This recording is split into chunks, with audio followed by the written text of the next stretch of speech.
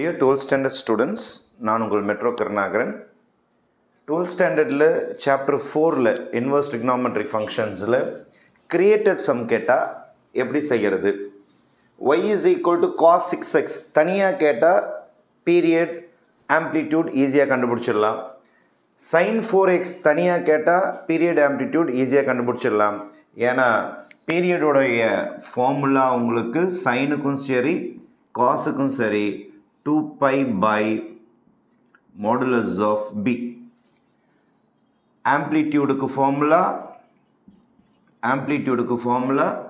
modulus of a.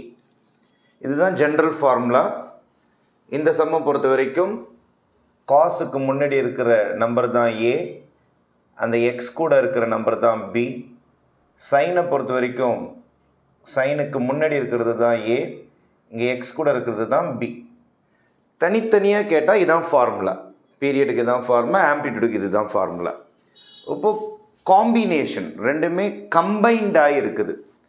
அப்போது கம்பைண்டாக இருக்கிற some நம்ம எப்படி போட போகிறோம் நல்லா பார்த்துங்க.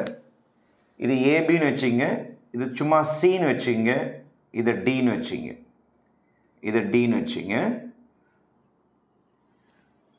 ஆம்ப்ளிடியூட் அப்படின்னு கேட்டிருக்காங்க அப்படின்னா இவனுடைய அந்த காஸுடைய கோஎஃபிஷியன்ட் இருக்குது பாருங்கள், இங்கேருந்து தான் இதோட ஆம்ப்ளிடியூட் எடுக்க முடியும்.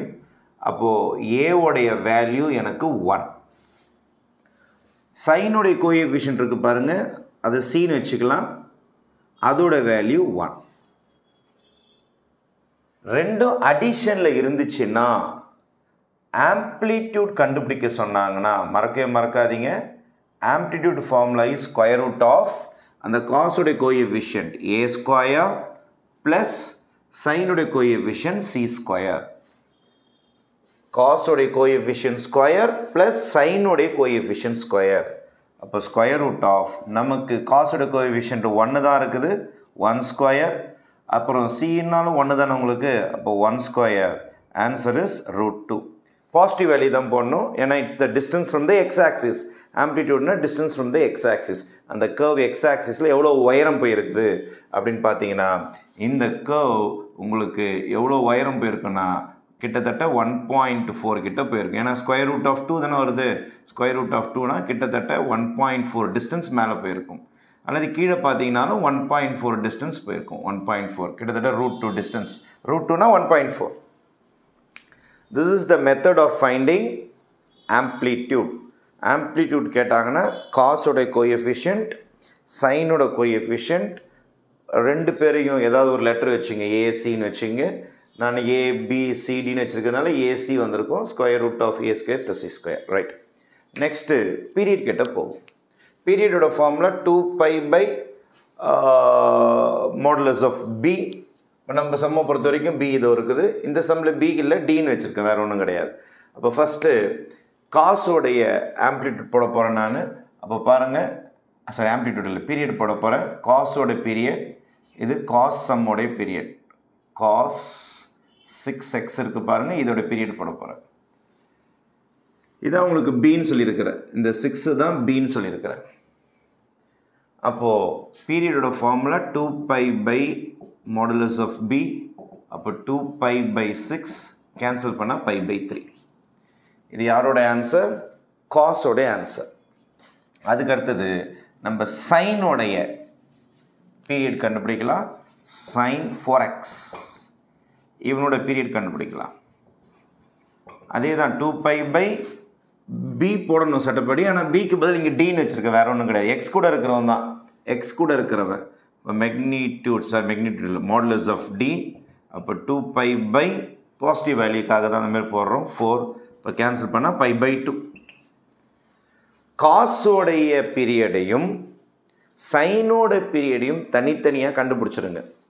காஸுக்கு 2 pi தான் பீரியடோட வேல்யூ, சைனுக்கும் 2 pi தான் பீரியடோட வேல்யூ. நம்மளோட இன்வெர்ஸ் ட்ரிகோனோமெட்ரிக் ஃபங்க்ஷனில் இருக்கும். இதுக்கும் 2 pi தான், இதுக்கும் 2 pi தான். பை இதோடைய வேல்யூவோடைய பாசிட்டிவ் நம்பர், இதோடைய பாசிட்டிவ் வேல்யூ, அதாவது modulus of B modulus of D போட்டாச்சு. இந்த ரெண்டு ஆன்சர் வந்திருக்கு பாருங்க. இந்த ரெண்டு ஆன்சருக்கு எல்சிஎம் எடுக்கணும். You have to take LCM of pi by 3 and pi by 2. Sir என்ன சார் இது ஃப்ராக்ஷனில் இருக்கிற ரெண்டு நம்பருக்கு எப்படி சார் எல்சிஎம் எடுக்கிறது? எல்சிஎம் ஆஃப் 3 and 6ன்னு கேட்குறான்னு வச்சுங்க. உடனே எல் டிவிஷன் போட்டு 3 6 போட்டு 3 tables 1 times 2 times 3 2 6ன்னு எல்சிஎம் சொல்லிட்டு போயிடுவீங்க. இது ஃப்ராக்ஷனில் இருக்குது பாருங்கள். ஃப்ராக்ஷனில் எல்சிஎம் எப்படி சார் கண்டுபிடிக்கிறதுனா LCM of fraction pi by 3 pi by 2 எப்படி கண்டுபிடிக்கணும்னு சொல்கிறேங்க. நீங்கள் நியூமரேட்டரோடைய எல்சிஎம் பைக்கும் என்ன எல்சிஎம்? பைக்கும் எல்சிஎம் பை தான். ஏன்னா சேமாக வந்திருக்கிறதுனால பை தான் LCM. Pi GCD of 3 and 2. 3க்கும் 2க்கும் ஜிசிடி எடுக்கணும். 3ம் 2ம் எந்த டேபிள்ஸில் வரும்? 1 டேபிளில் தான் வரும். 1 டேபிள் அப்போ 1 தான் வரும். இப்போ பை பை 1 இஸ் பை. அப்போ இந்த ஃப்ராக்ஷனுக்கு நீங்கள் எல்சிஎம் எடுக்கணும்னா குழப்பிக்க வேண்டாம். நியூமரேட்டருக்கு எல்சிஎம் இந்த இடத்துல எழுதுகிறேன் நான். நியூமரேட்டரோடைய எல்சிஎம் டினாமினேட்டரோடைய ஜிசிடி. இதான் ஆன்சர். இந்த மாதிரி ஃப்ராக்ஷனுக்கு எல்சிஎம் எடுக்கணும்னு நீங்கள் ஆசைப்பட்டீங்கன்னா நியூமரேட்டருக்கு எல்சிஎம் எடுங்க, டினாமினேட்டருக்கு ஜிசிடி அல்லது ஹெச்சிசிஎஃப் எடுத்திங்கன்னா உங்களுக்கு நியூமரேட்டருக்கு பைக்கும் எல்சிஎம் பை தான் வரும். 3க்கும் 2க்கும் ஜிசிடி எந்த டேபிள்ஸ்லேயும் வராது, 1 டேபிள்ஸில் தான் வரும். அதனால் 1 வந்துடும் உங்களுக்கு. GCD of 3 and 2 is 1. அப்போ யுவர் ஆன்சர் இஸ் பை. இப்போ இது ஒரு பியூட்டிஃபுல் சம். நிறைய மாணவர்களுக்கு இது மிகப்பெரிய குழப்பமான சம்மாக இருக்கும். தனித்தனியாக போடுற மாதிரியே தான். தனியாக cos 6xக்கு எப்படி நீங்கள் ஆம்ப்ளிடியூட் போடுவீங்களோ போட்டுருங்க, சைனுக்கு எப்படி ஆம்ப்ளிடியூட் போடுவீங்களோ போட்டுருங்க. ப்ளஸில் வந்திருக்கிறதுனால ரெண்டு ஆம்ப்ளிடியூடையும் கம்பைன் பண்ணும்போது யூஸ் பண்ணுற formula square root of first சம்மோட ஆம்ப்ளிடியூட் ஸ்கொயர் ப்ளஸ் செகண்ட் சம்மோடைய ஆம்ப்ளிடியூட் ஸ்கொயர். இதுதான் ஆம்ப்ளிடியூட் கண்டுபிடிக்கிற டெக்னிக். பீரியட் கண்டுபிடிக்கணும்னா cos 6xக்கு எப்போதும் போல பீரியட் கண்டுபிடிச்சிருங்க. 2 pi by modulus of b. இதுலேயும் 2 pi by modulus of b. bக்கு பதில் நான் dன்னு வச்சுருக்கேன் பேர். ஏன்னா கொஞ்சம் வித்தியாசத்துக்காக dன்னு வச்சுருக்கிறேன்.